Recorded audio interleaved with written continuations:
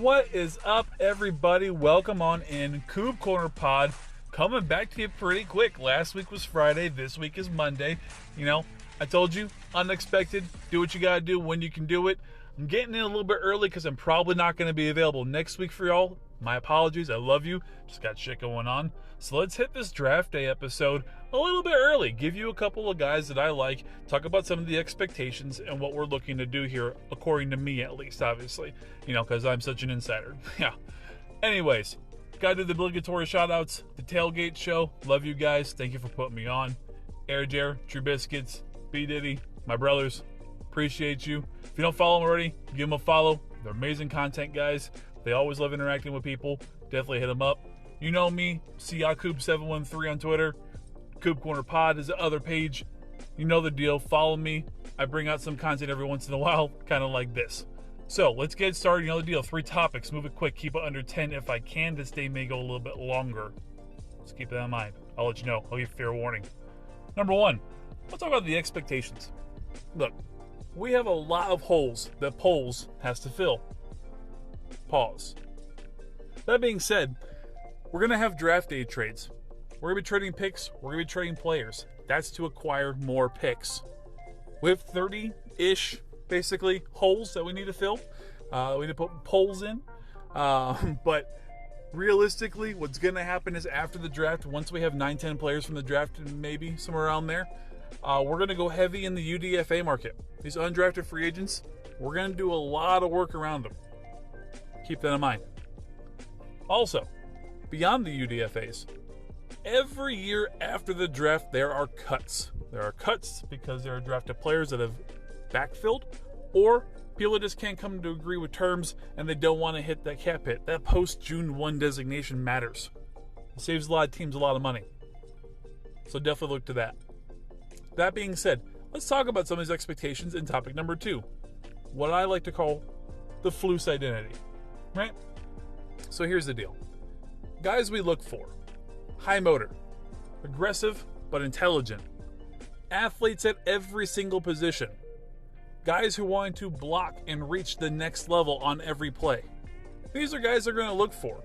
These are UDFAs. These are free agents. These are draftees. That's the type of mentality we want. We want 100%. We want high motor every play. We've talked about in the last episode the waves of the defense. That'll reflect in the offense as well. We want a lot of guys staying fresh, running hard every play. That being said, some things to keep in mind of what we're looking for as well in the draft on the offensive side of the ball. This is going to be a run-focused West Coast offense. It's going to be kind of the Shanahan-Kubiak style of offense. Expect 25 to 30 throws. Expect 40-ish rushes a game. This is going to be a very balanced offense that kind of leans towards the run, but lets the run open up the top-down passing. I expect a lot of 12 personnel. I expect play action, outside zone schemes, boots and nakeds. I mentioned top-down throws. I think the whole idea of this is to utilize Justin's strengths, which is the deep ball, and it's his pocket awareness. I want to stress pocket awareness because although he is mobile, he is not a runner. He'll burn you if you give him the opportunity, but that's not his primary focus. He wants to throw the 65-yard dime. That's his game. That's what he likes to do. I expect us to go after that. On the defensive side, I've already kind of talked about the rotational defense the last couple of weeks, so we'll keep that off, too much. But again, keeping guys fresh, having 2, 3, 4 rotations of players. In a 4-3, I certainly expect Let's blitzing because they want to focus on keeping the 4 to contain, bring the pressure there, and let the back of the safeties in the secondary keep the cover. Assignments matter in this defense. Assignments and intelligence matter. You're going to see that when we get into the draft picks as well. So let's go ahead and talk about it. Let's talk about the draft. Again, like I mentioned before, we're looking for athletes at every single position. Eberflus said it himself. We're going to draft the best available. It's probably because he understands we need everything. So the best available at any position means he's going to look at certain things. Now, one thing that I'm sure he's going to glance at, but that Twitter loves right now and it drives me nuts, is the RAS. The freaking RAS scoring. My God, you guys treat this like it's the new 40-yard dash time. Remember how a few years ago, the faster the guy was, the surefire lock in the Hall of Fame he was going to be? That's RAS right now. Guys, I get it.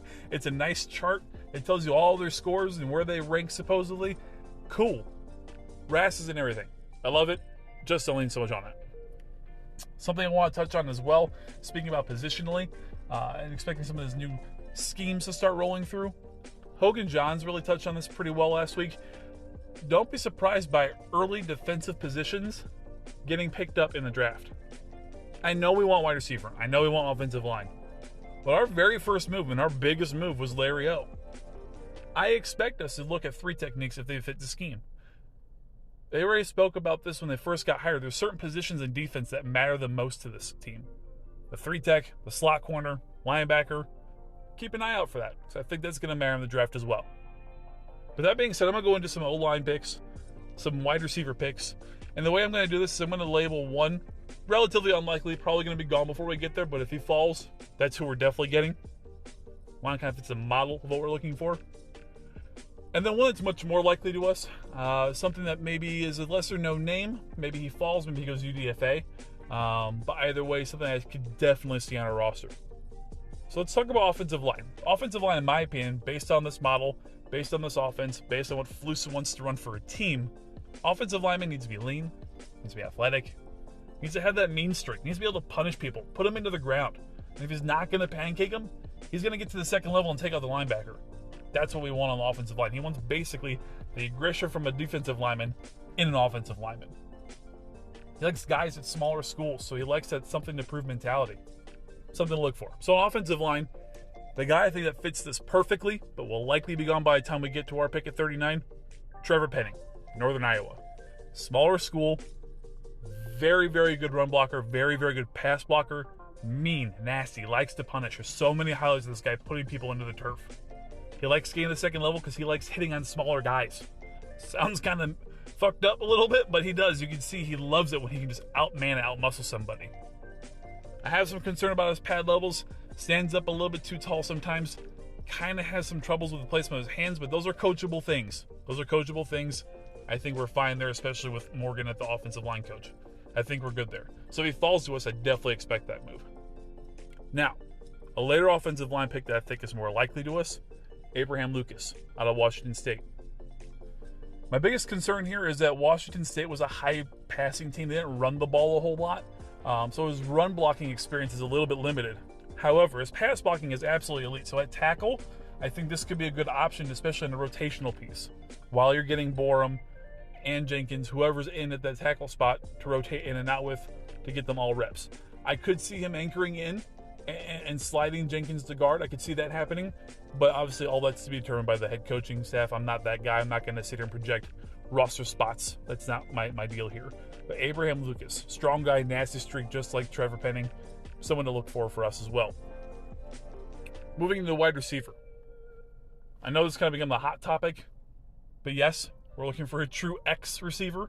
That's kind of become the new key term, but it's true. We need a one, we need an X. We need the big guy who can dominate, who can go ahead and take the top off, who can absolutely just dominate this corner matchup and can, command that double or triple team. So we need some more size, speed, and aggression, those things. So my absolute dream here, knowing that a lot of good players are going to be gone by the time we get to 39, but somebody who could slide, but maybe fall in our laps, but I just don't see it personally. Treylon Burks. Treylon Burks is absolutely everything you want at X. He's 6'3", he's 225, he runs a 4.5, runs smooth, great hips, overall size mismatch. To me, he's basically A.J. Brown, who is an absolute stud to me. If we could trade to get A.J. Brown, I'm all in on that. My one beef with him really is that he tries to do a lot. He tries to showboat. So you'll see him make one-handed grabs when he could just put two hands on the ball and secured it. Stuff like that. Again, coachable, completely coachable. Hand catch, don't body catch, man. And just make the play. Make the play. Again, get to the next level in your career. I think that can be coached out. And then my very last one here, the wide receiver, someone who I really think is going to be a later pick. 6th round, maybe 7th, possibly UDFA. Good project, but I like him a lot. Tanner Connor, Idaho State. Similar measurements, 6'3", 235, but he runs a 4.37, so he runs like the frickin' wind. He's frickin' huge. It's insane. He's a project receiver, but he's a great blocker. He's definitely up and get at wide receiver. He likes the 50-50 balls. His catch radius is absolutely insane on that because he's so big and lanky. To me, if you like Alec Pierce, a lot of people are a fan of Alec Pierce right now, that third round kind of project area. You'll like this kid as well.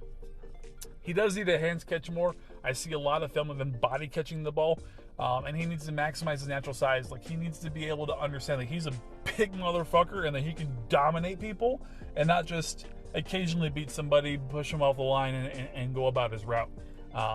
If he decides he wants to develop into his body strength and develop into his physical stature, I think he'll be absolutely dominant at the X. So I ran a little bit over, guys. I apologize. 10.5 minutes going to 11.